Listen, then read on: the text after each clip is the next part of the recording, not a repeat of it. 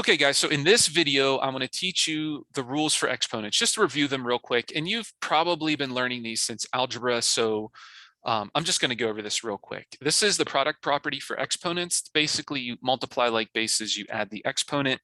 Some examples here is if you had x squared times x cubed, that could be equal to x to the fifth. Okay. However, you can use this rule backwards, which is often helpful later on in calculus. So if you have x to the eighth, you could write that as x squared times x to the sixth. All right. Or any other combination that you wanted. Okay. Number two is the quotient property for exponents. That says when you divide powers with the same base, you can subtract the exponents. This is the power property. This says when you have a power to a power, you multiply the exponents. So if I have x squared cubed, that's the same as x to the sixth. Okay.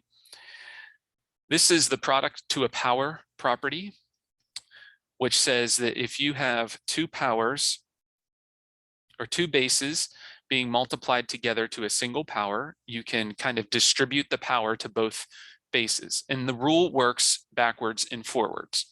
Okay. However, if you have a plus b to the x power, that does not equal a to the x plus b to the x. That is a common mistake that I see students make. You cannot not do that. And similarly here, you have a quotient to a power. You can rewrite it as a quotient of powers. Okay, so basically you can distribute the x to the numerator and denominator exponent. One other thing I want to talk to you about real quick is changing the base of an exponential expression. So for example, if I have 9 to the 2x, I can rewrite this as base 3 because 9 is the square of 3. And then I could write that as 3 to the 4x power by the power property. All right, one more example with this is if I had, let's do a fraction, 1/27th to the x power. Well, 27 is 3 cubed. I'm just picking powers of 3 here. And I could write that as 1 to the x over 3 to the 3x.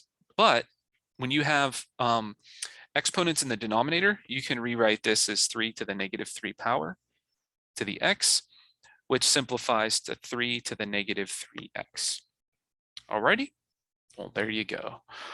All right, guys, that's it for rules for exponents. Hope that was helpful to you.